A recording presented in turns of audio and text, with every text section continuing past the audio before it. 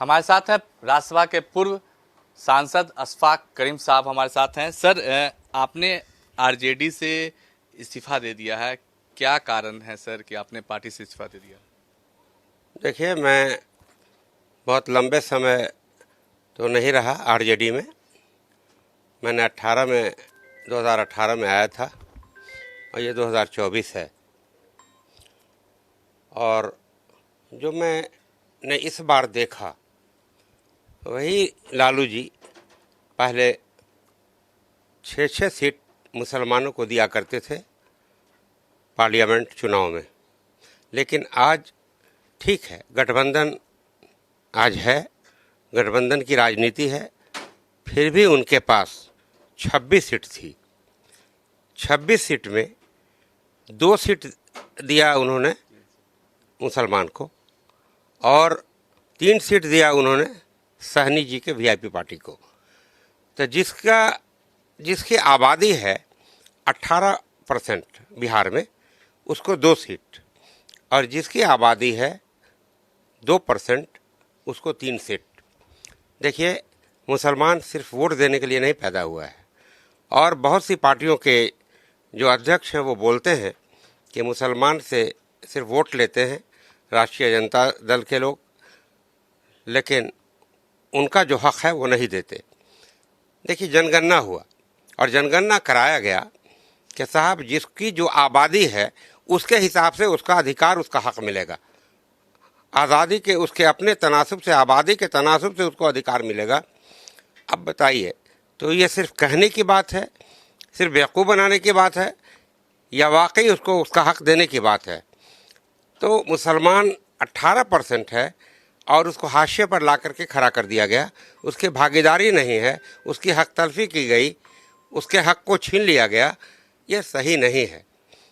मामला हमारा नहीं है, मामला पूरे कौम का है, पूरे मुसलमानों का है, और हर जात बिरादरी के लोगों को उसके हिसाब से मिलना चाहिए। और ये एक बड़ा चंक है 18%, लेकिन उसका हक नहीं मिला।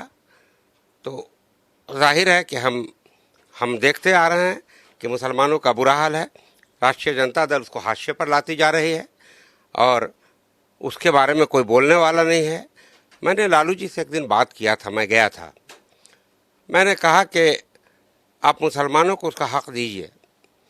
तो उन्होंने कहा कि आपके कहने से मुसलमान भाग जाएगा क्या? मुसलमान मेरे साथ है। कमाल है भाई। भाई मामला भागने का नहीं है, मुसलमान को हटने का मामला नहीं है, लेकिन आप उसका वोट लेकर सरकार बनती है आपकी। डिप्टी चीफ मिनिस्टर बने तेजस्वी जी, हमारी इच्छा थी कि वो चीफ मिनिस्टर भी बने, लेकिन जाहिर है ये इच्छा के साथ साथ हमें ये भी था कि हमें मुसलमानों को अपनी भागीदारी मिलनी चाहिए और दूसरे भी लोगों को, दूसरे जात बरादरी के लोगों को भी उसकी अपनी साझेदारी मिलनी चाहिए। तो क्या ये जनगणना फार्स था? ये बेवकूफ़ बनाने के लिए है जनगणना?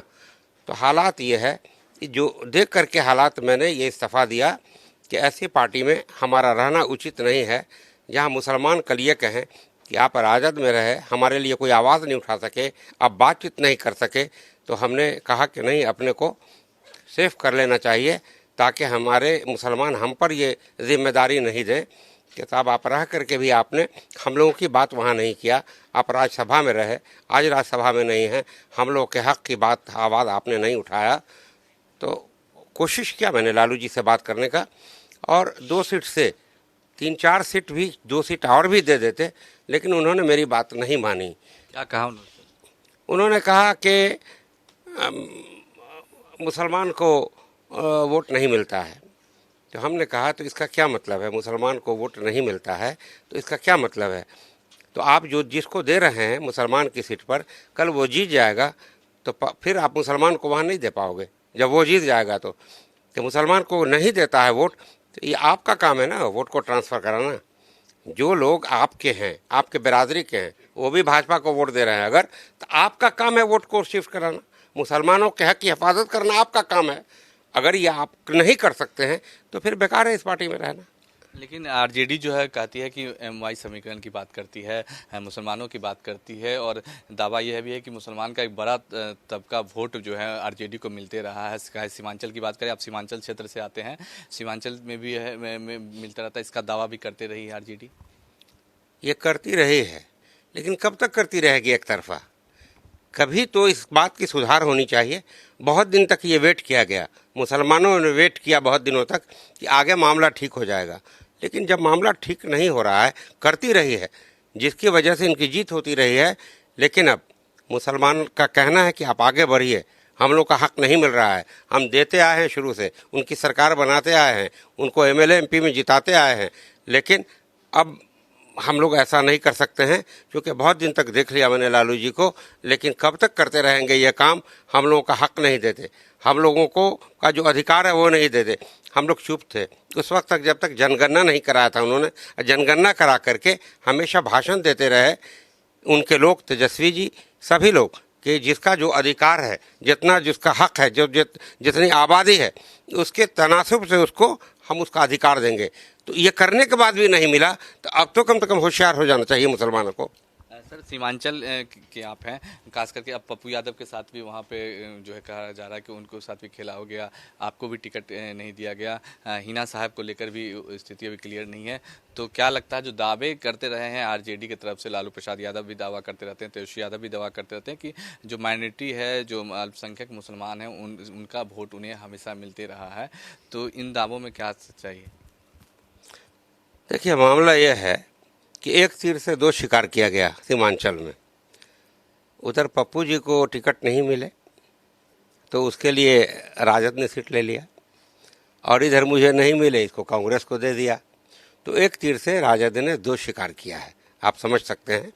और यूं ही मैं टिकट का दावेदारी मेरी नहीं थी। तेजस्वी जी ने, लालू जी ने बार बार कहा कि आप जाओ वहाँ, मेहनत करो, लोगों से कांटेक्ट में रहो। हमने कहा मैं तो 37 साल से वहाँ खिदमत कर रहा हूँ, स्वास्थ्य सेवा दे रहा हूँ। मैं रहने वाला वैशाली जिला का, कटिहार 300 किलोमीटर दूर जाकर के मैंने स्वास्थ्य सेवा देने का काम किया, लोगों को नौकरी देने का काम किया, लोगों का इलाज करने का काम किया, लोगों को पढ़ाने का काम किया। और नीतीश जी ने जब देखा मेरे काम को तो हमें अल करीम यूनिवर्सिटी दिया, स्टेट एक्ट से यूनिवर्सिटी दिया। आज वो माइनॉरिटी यूनिवर्सिटी है जिसमें 50% मुस्लिम बच्चे पढ़ेंगे, 50% दूसरे लोग पढ़ेंगे। तो ये हक और ये यूनिवर्सिटी नीतीश ने दिया। तो नीतीश जी मुसलमानों को, मैंने देखा कि चाहते हैं कि कुछ मुसलमानों का करें। और हमने ये देखा है कि कभी आप देख ले कि एक भी कोई दंगा छीट फूट कोई हल्का फुल्का हो गया हो जिसको उन्होंने तुरंत कंट्रोल किया, लेकिन भाजपा के साथ रहते हुए भी मुसलमानों का कोई नुकसान नहीं हुआ, अल्पसंख्यक का कोई नुकसान नहीं हुआ। तो मैं समझता हूँ कि नीतीश जी को आगे और मजबूत करने की ज़रूरत है मुसलमानों को, ताकि, और सरकार है, सरकार है और सरकार से आप काम ले सकते हो, इलाके का काम हो सकता है। और जहाँ तक हिना साहब का मामला हो या किसी का मामला हो, आप देख रहे हैं आज देवेंद्र जी ने क्या क्या बोला। देवेंद्र यादव जी ने देखा, पूरा आप सारे अखबार में छपा, आप लोगों को के थ्रू उन्होंने लोगों तक बातें पहुंचाई। तो हालात आपसे छुपा हुआ नहीं है। तो राष्ट्रीय जनता दल का उल्टी गिनती अब शुरू हो गई है, और जो बड़ा चंक था वो खिलाफ हो गया है मुसलमान, और उसका रुख सरकार की तरफ, बिहार के सरकार की तरफ जा रहा है। और एक बात मैं खुद से कह दूं कि मुसलमान उनको सेकुलर समझते हैं, नीतीश जी को सेकुलर समझते हैं।